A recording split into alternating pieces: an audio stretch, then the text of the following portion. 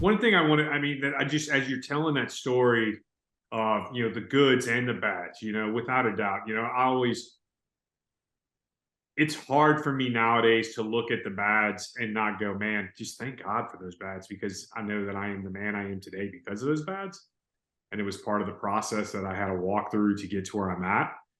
But where did that grit come from for you to push through these things? Like, was that something that you just grew up with in your home? Were you a big athlete? I mean, what was that like? Where did that come from? Because not a lot of people believe they have that. Um, but or at least let me phrase it, not a lot of men realize they have what it takes. Without a doubt. Yeah, that's a whole nother subject, right? A lot of men even today, right? We've lost our manhood, and the push of just kind of gender equality, which I'm not opposed to. I got 2 daughters myself. I love parts of that, but some men have take that to mean lower ourselves. No, we need men strong to be men. We need women to be strong, to be women. Like, we need everyone to be strong in their self, their identity. Not, hey, let's be equal by all coming less than. Yeah. That's not the plan here. But unfortunately, men have fallen towards that.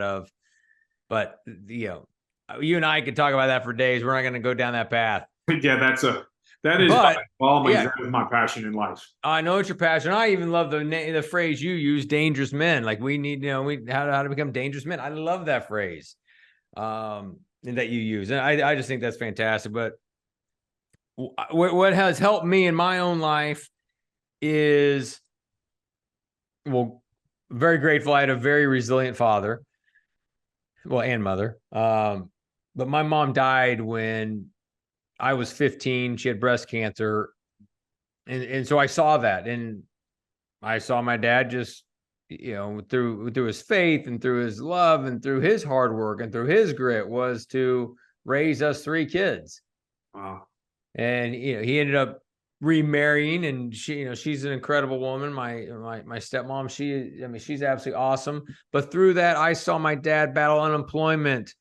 He was a corporate sales guy as well. So he had some great times, but he also had those times where a company got bought or there's consolidation. So I got to see my dad resilience through unemployment, through a spouse that dies from cancer, 3 young kids when that happened. I was 15, my brother was 12, my sister was 11. Wow. And yet he was still a rock. I mean, I know he had his rough days for sure, but he was a rock, and that was awesome. And so I definitely had that as a foundation. So I had somewhat of an advantage to see it modeled well for me by just an incredible dad. And then just the competitive part in me. Yes, I was an athlete, and still can be very competitive. I'm a sales guy. I like the competitiveness of it. I want to win. And even to this day, I got an athletic 11-year-old son. I play to win. Oh yeah. It's to teach him to be resilient, but it's also, I want to win. But I'll tell you, I mean, it's fun. I mean, whether it's ping pong or it's playing pig at a basketball hoop, whatever it is. I mean, I got to bring my A game because I may lose. But so anyways, I think some of my own personal story is that is what contributed to it, plus that drive, the just competitiveness, and that's all a piece of it. I think for all of us who are listening, if we want resilience in our own lives, one, we got to dig down deeper and get it and go for it for sure. But if we want resilience in our kids, we need to talk about the ups and downs in our life with our kids. Mm-hmm. I saw a study that I'm gonna butcher the statistics because I wasn't prepared to talk about it right now, but I used this in a keynote I did for a company. But this idea of that a study was done, and the kids that knew their stories, their family's legacy. This is what grandpa did, and these are his ups and downs. This is what my dad did, and my mom, and all those different ups and downs. As they heard them, that group of data pool was more resilient, as if they flunked a test, they got back up. Yeah. If they got cut from the team, they were able to get back up. Whereas the group that didn't know anything about kind of their legacy, their family, when they got knocked down, they didn't know how to get back up. They couldn't identify with it. So as leaders of our families, if we share stories of resilience at the dinner table, like I lost a prospect today, or the speaking engagement was canceled, or whatever, as we're bringing that up, that means then when a kid fails at a test or gets cut from the team, they're like, hey, that's okay. Dad had a rough day last week, but he got back up.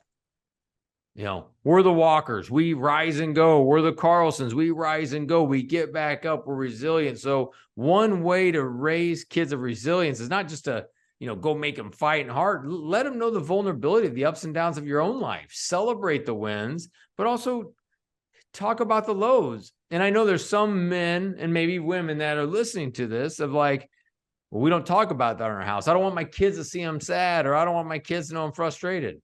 They see it already. They see it in your expression. Yesterday, you wanted to be, what's that? They see it and feel it. See it and feel it. Absolutely. So by not talking about it doesn't mean you're not bringing it into the house. You brought it in the house when you walked in. Yep. And your energy and your, how you engage with the family. Or did you check out and have a bourbon on the couch instead? Or did you hide and just kind of look at your phone the whole time? So one way I've been resilient is because how I was growing up. But now as I look at my kids, I want to teach them resilience to get back up, because really that's what life is. Life is just a series of getting knocked down, getting back up, right? We don't allow those knockdowns to define us, but yet to refine us and to grow our character and to make us, even stronger. Oh, man. You're just making me think about, there's a section in your book, and I don't have it marked, I don't think, so I'm not going to dig around and find it, but it's the up and to the right. Oh, yeah, man. That's the new book. That's Rise and Go. Well, it is. Nope. Actually, I take that back. It is in Win Home First. Yes, Up and to the Right is in Win Home First, but I got another dimension to it in the book Rise and Go. But anyways, what was your question? I'm getting too excited about it. I was just, as you were talking about that, I mean, you just getting knocked down, and it just made me really start thinking through, like, you've got to have that grit to get up and keep moving up and to the right and just keep going. That's where progress is made. I mean, it's when we get knocked down that we dig ourselves, have to dig down a little deeper to climb up out of that little bit of a valley that we're in. But that's where our strength grows. That's where our capacity and ability to learn grows. I mean, it's in those places that are hard, I mean, it's why I love working out and exercising, and I love jujitsu. It's just, there's this place that you reach a point where you just can't go anymore, and the only way you can go more is if it gets harder to do.